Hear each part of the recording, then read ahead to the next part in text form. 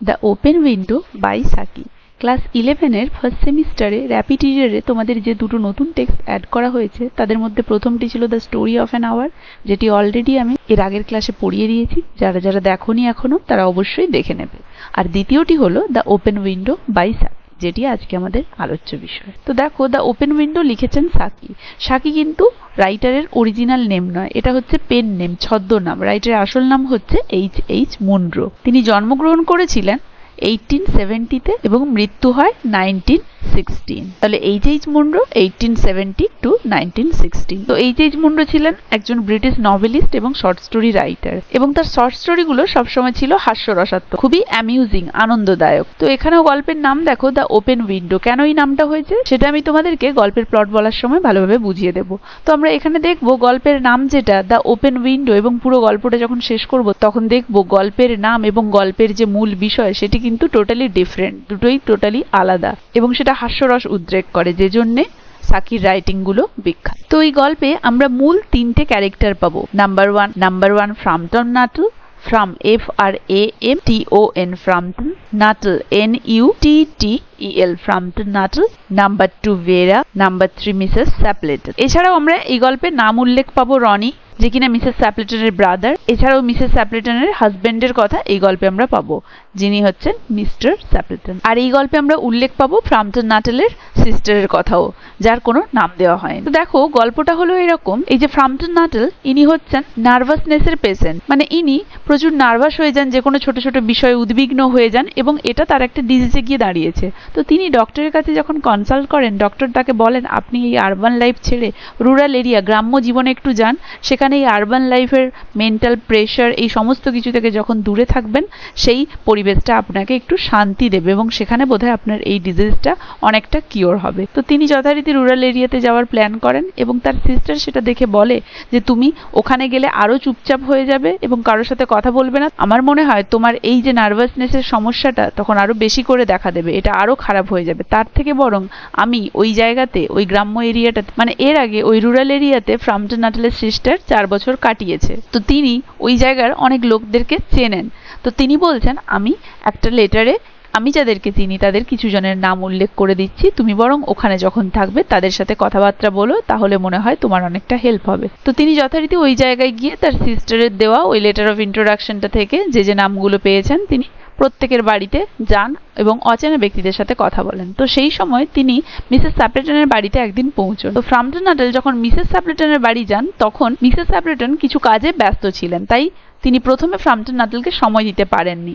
সেই সময় তার ভাইজি ভেরা তখন ফ্রাম্পটন নাটলের সাথে গিয়ে কিছু কনভারসেশন চালায়। প্রথমে দুজনের মধ্যে কোনো কনভারসেশন ছিল না, দুজনে চুপচাপই বসে আছে। ভেরা এসে ফার্স্টে ইন্ট্রোডিউস করে ফ্রাম্পটন নাটলের সাথে, এবং তারপরে কিছুক্ষণ তারা নিস্তব্ধ হয়ে বসে থাকে। তারপরে ভেরা নিজে থেকেই ইনিশিয়েটিভ নিয়ে নিজে থেকেই অ্যাপ্রোচ করে ফ্রাম্পটন নাটলকে এবং কথোপকথন শুরু করে সেটাকে এগিয়ে নিয়ে যায়। তো তারপরে ভেরা সামনে একটি ওপেন উইন্ডো দেখিয়ে ফ্রাম্পটন নাটলকে বলে, জানেন এই ওপেন উইন্ডোর একটা কাহিনী রয়েছে। আমার আন্ট মিসেস স্যাপলেটন, আমার যে পিসি মিসেস স্যাপলেটন, ইনার অনেকটা ট্র্যাজেডি যুক্ত এই ওপেন উইন্ডোর সাথে। এই বলে তিনি বলেন যে আন্টের যে হাজব্যান্ড মিস্টার স্যাপলেটন এবং তার ভাই, তার দুটো ছোট ভাই, তাদের মধ্যে একজনের নাম মেনশন আছে রনি, এরা তিনজন একবার শিকারে গিয়েছিল এই জানালা দিয়ে এবং আর ফেরেনি 3 বছর ধরে। তো তখন সেটা শুনে ফ্রাম্পটন নাটল ভাবে যে খুব বড় ট্র্যাজেডি ঘটে গেছে তাহলে এই ফ্যামিলির সাথে, কিন্তু তিনি এটা শুনে একটু অবাক হন যে এই জানালা দিয়ে তারা গিয়েছে। তো এইরকম যখন কথোপকথন চলতে থাকে, তার বেশ কিছুক্ষণ সময় পরে মিসেস স্যাপলেটন ফ্রি হন কাজ ছেড়ে। তখন তিনি ফ্রাম্পটন নাটলকে এসে জানান, খুবই ক্ষমা চান যে এতক্ষণ বসিয়ে রাখার জন্য, সরি আমার একটু কাজ পড়ে গিয়েছিল, এবং তারপরে তিনি তার সাথে কথোপকথন শুরু করেন এবং জানালাটা দেখিয়ে তিনিও বলেন যে আমার হাজব্যান্ড এবং আমার ভাইরা শিকারে গিয়েছে, তারা এখনই ফিরবে বোধহয়, এবং কন্টিনিউ তিনি তার হাজব্যান্ড এবং ভাইদের কথাই বলতে থাকেন। তো ফ্রাম্পটন নাটল ভাবেন যে মানুষগুলো অলরেডি ভেরা তাকে বলেছিল যে 3 বছর আগের ঘটনা, তার মানে তারা এখন মারা গিয়েছে। তো তাই যখন সেই কথাটা বারবার ধরে মিসেস স্যাপলেটন বলে যে তারা আসবে শিকার থেকে, আসবে শিকার, তিনি ভাবেন মিসেস স্যাপলেটন হয়তো আমার থেকেও খুব খারাপ পরিস্থিতির মধ্যে দিয়ে যাচ্ছে। তাই তিনি মিসেস স্যাপলেটনের কথা শুনে তার খুব রহস্যময় লাগে এবং তার খুব অস্বস্তি হয়, তাই তিনি এই প্রসঙ্গটা চেঞ্জ করতে চান।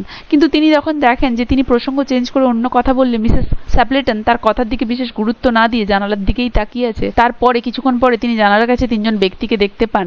তাদের গোটা গায়ে কাদা লেগেছিল এবং তাদেরকে দেখে যেন মনে হচ্ছিল ঘোস্টলি অ্যাপিয়ারেন্স, ভূতের মতো লাগছিল। তার সামনে একটা আতঙ্কজনক পরিবেশের সৃষ্টি হয়। পুরো বিষয়টাতে তিনি আরো বেশি নার্ভাস হয়ে যান, আরো বেশি ভয় পেয়ে যান এবং ছুটে তিনি সেখান থেকে পালিয়ে যান। তিনি যে জন্য মিসেস স্যাপলেটনের বাড়িতে গিয়েছিলেন তার ওই ডিজিজের একটু কিওর পেতে, যাতে লোকের সাথে কনভারসেশন করলে তার মন ভালো হয়, তার নার্ভাসনেসটা একটু দূর হয়, সেটা তো হলোই না, উল্টে সেখানে গিয়ে তার নার্ভাসনেস আরো বেড়ে গেল, তার উৎকণ্ঠা আরো বেড়ে গেল এবং তিনি সেটা থেকে মুক্তি পেতে সেখান থেকে এক ছুটে পালিয়ে গেলেন ভয় পেয়ে। তো ব্যাপারটা হচ্ছে উনি যাদেরকে দেখেছিলেন তারা সত্যিই কিন্তু মিসেস স্যাপলেটনের ভাইয়েরা এবং তার স্বামী যারা শিকারে গিয়েছিলেন ফিরছিলেন। তো ব্যাপারটা হচ্ছে উনি যাদেরকে দেখেছিলেন তারা প্রকৃতই মিসেস স্যাপলেটনের ভাইয়েরা এবং তার হাজবেন্ড যারা শিকারে গিয়েছিলেন ফিরছিলেন। এবং এই যে কথাটা 3 বছর আগে বেরিয়েছিলেন, এই কথাটা কিন্তু প্রকৃতপক্ষে সত্য নয়, কারণ ভেরা এখানে ইনস্ট্যান্ট একটা গল্প বানিয়ে ফ্রাম্পটন নাটেলকে বলেছে। কারণ ভেরা হচ্ছে একটা অ্যামিউজিং গার্ল, যে কারোর সাথে যে কোনো ভাবে সে মিশে যেতে পারে, খুব সুন্দর কথোপকথন শুরু করে দিতে পারে। তাই হঠাৎ করেই তার মাইন্ডে এসেছিল যখন তিনি ফ্রাম্পটন নাটেলের সাথে বসেছিলেন, কোনো কথা শুরু হচ্ছিল না, তাই প্রথম থেকেই তিনি যখন ইনিশিয়েটিভ নিয়েছিলেন কথা বলার জন্য, তাই হঠাৎ করেই তার মাথায় কিছু খেলে গিয়েছিল এবং ওই ওপেন উইন্ডোটা দেখে সে একটা বানিয়ে গল্প বলে দিয়েছিল যে 3 বছর আগে গিয়েছিল। তাই এই কথাটাই যখন ফ্রাম্পটন নাটেলের মাথায় ছিল, তাই তাদেরকে আবার ফিরে আসতে দেখে এবং ওই রেনকোট পরা অবস্থায় তাদেরকে ফিরে আসতে দেখে যেন ভূতের মতো লাগছিল এবং তিনি সত্যি ভেবেছিলেন যে 3 বছর আগে যারা মারা গিয়েছে তারা আজকে আবার ফিরে আসছে ভূত হয়ে, তাই তিনি ভয় পেয়ে পালিয়ে গিয়েছিলেন। তাহলে বোঝা গেল ভেরা টোটালি এখানে একটা গল্প বানিয়ে বলেছিল। তো দেখো লাইন বাই লাইন আমরা টেক্সটে চলে যাই। The open window by Saki. My aunt will be down presently, Mr. Nuttall said a very self-possessed young lady of 15. তাহলে কি বলেছে? মাই আন্ট, আমার কাকিমা, will be down presently. Presently মানে এই কিছুক্ষণের মধ্যেই আসছেন মিস্টার নাটেল। তাহলে মিস্টার নাটেল মানে মিস্টার ফ্রাম্পটন নাটেল কোথায় গিয়ে পৌঁছেছেন? মিসেস স্যাপলেটনের বাড়িতে গিয়েছেন এবং অবশ্যই বাড়ির দরজা খুলেছে কে না 15-year-old ভেরা। এখানে নামটা প্রথমে মেনশন করা হয়নি। আ ভেরি সেলফ পোজেসড, তো তাকে দেখে কিরকম মনে হচ্ছে? সেলফ পোজেসড মানে খুবই আত্মবিশ্বাসী, মানে নিজের মধ্যে সেলফ কনফিডেন্ট প্রচুর। ইয়াং লেডি অফ 15, 15 বছর তার বয়স। তাহলে ভেরা, যার নাম এখানে এখনো উল্লেখ করা হয়নি, তো একটা ইয়াং লেডি, একটা ইয়াং মেয়ে যার বয়স 15 বছর, সে দরজা খুলে বলছে আমার আন্ট এক্ষুনি চলে আসবেন বা এক্ষুনি এসে পড়বেন, আসুন। In the meantime you must try and put up with me. তো যতক্ষণ না আমার আন্ট এসে পৌঁছচ্ছেন আমাকেই ঝেলতে হবে, মানে আপনাকে আমার সাথেই কথা বলতে হবে। তো ভেরা প্রথমে গেস্টকে রিসিভ করলো এবং বলল আন্ট এসে যাবে, আপনি আসুন এবং যতক্ষণ না আন্ট আসছে আপনি আমাকেই সহ্য করে নিন। ফ্রাম্পটন নাটেল endeavored to say the correct something which should duly flatter the needs of the moment without unduly discounting the aunt that was to come। তো বলেছে ফ্রাম্পটন নাটেল endeavored মানে প্রচেষ্টা করা, tried to say বলতে, the correct something which should duly flatter যে ভালো কিছু বলতে, এমন কিছু বলতে যাতে ওই মিসেস স্যাপলেটনের ভাইজিকে সেটা আনন্দ দেয়, মানে কিছু তাকে হ্যাপি করে দেয়, সেই রকমই কিছু বলে ওই সময়টা কাটাতে।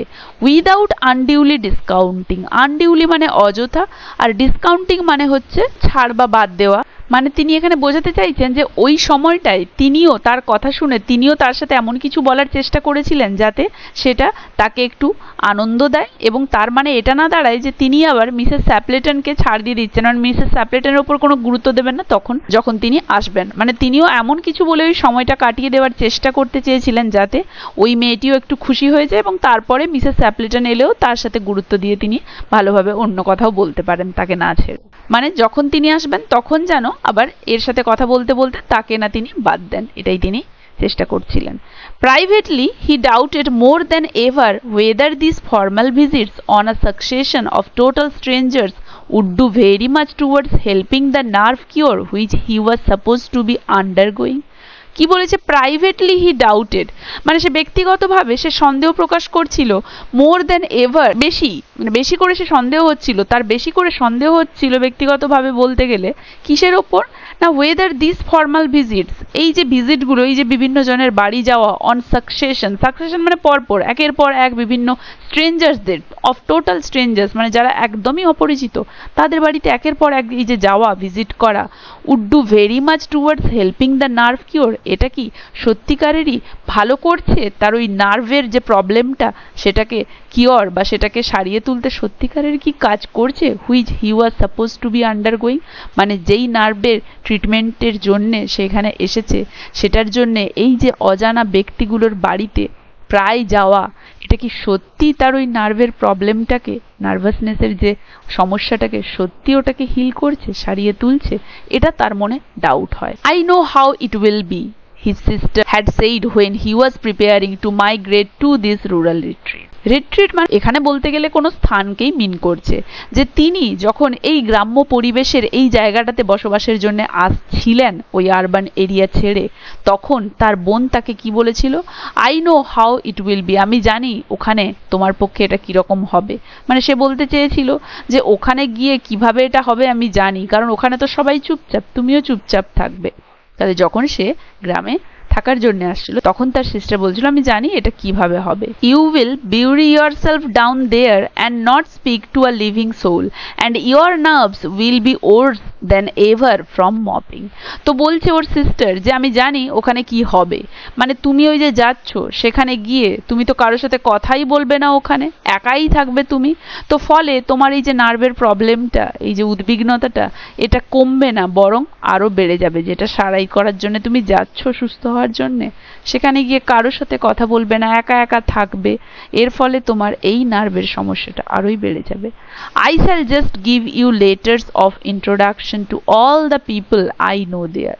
আমি শুধুমাত্র তোমাকে কিছুগুলো মানুষের নাম একটা লেটারে করে দিচ্ছি, লেটার অফ ইন্ট্রোডাকশন, মানে একটা লেটারে সে অনেকগুলো ব্যক্তির নাম উল্লেখ করে দিল যাদেরকে সে সেখানে জানতো। Some of them, as far as I can remember, were quite nice. এদের মধ্যে কিছুজন যতদূর আমার মনে পড়ে খুবই ভালো। মানে নাটালের সিস্টার ওই যে লেটার অফ ইন্ট্রোডাকশনে যে নামগুলো পুট করেছিল, সে চাইছিল যাদের সাথে গিয়ে নাটাল গিয়ে কথা বলুক, সেই নামগুলো যে সে সাজেস্ট করেছিল সেই নামগুলোর মধ্যে সে বলেছিল যে কিছুজন আমার যতদূর মনে পড়ে খুবই ভালো। মানে সে একটা আবছা ধারণা দিয়ে দিয়েছিল যে এই ব্যক্তিগুলোর মধ্যে কিছুজন ভালো এবং কিছুজন খারাপ।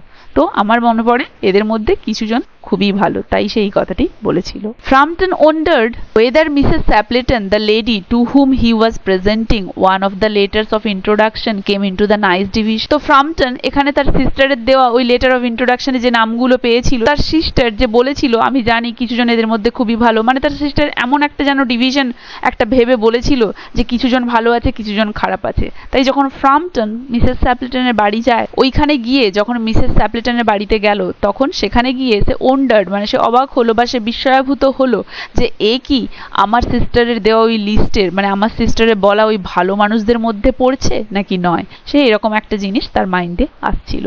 Do you know many of the people round here asked the niece when she judged that they had had sufficient silent communion. তো যখন মিসেস স্ট্যাপলেটনের নিস এবং ফ্রাম্পটন নাটেল ওই রুমে বসেছিল তখন প্রথমে তাদের মধ্যে কোনো কনভারসেশন হয়নি, একদম নিস্তব্ধতা। তাই বলেছে সাইলেন্ট কমিউনিয়ন, মানে একদম নিস্তব্ধতার থ্রু ওদের মধ্যে কথোপকথন হচ্ছিল। তো সেই সাইলেন্সটা ভেঙে প্রথম অ্যাপ্রোচটা মিসেস স্ট্যাপলেটনের নিসই নিল এবং সে নিজে থেকে ফ্রাম্পটন নাটেলকে বলল আপনি কি এখানে আশেপাশে কাউকে চেনেন? when she judged, যখন সে মনে করেছিল বা সে দেখলো that they had had sufficient silent communion, যে তাদের মধ্যে পর্যাপ্ত পরিমাণে সাইলেন্স বজায় আছে, মানে তাদের মধ্যে কোনো কথাই হচ্ছে না, চুপচাপ বসে আছে ওখানে দুজন। যখন সে ওটা দেখতে পেল সে নিজে থেকে ইনিশিয়েটিভ নিয়ে মিস্টার নাটেলকে জিজ্ঞেস করলো আপনি কি এখানে কাউকে চেনেন? আজ তাহলে এতদূর পর্যন্তই। আশা করি এতদূর পর্যন্ত কারো কোথাও বুঝতে অসুবিধা হয়নি। ভিডিওটা কেমন লাগলো জানাবে, ভালো লাগলে একটা লাইক আর শেয়ার করে দেবে। আর যারা যারা আমার চ্যানেলটা এখনো সাবস্ক্রাইব করোনি কাইন্ডলি আমার চ্যানেলটা সাবস্ক্রাইব করে দেবে। প্রত্যেক টেক্সটের মতো এই টেক্সটটাও আমি ছোট ছোট পাঠ করে পড়াবো যাতে কারো কোথাও বুঝতে অসুবিধে না। অতএব এর পরের পার্টটা থাকছে পরের ভিডিওতে।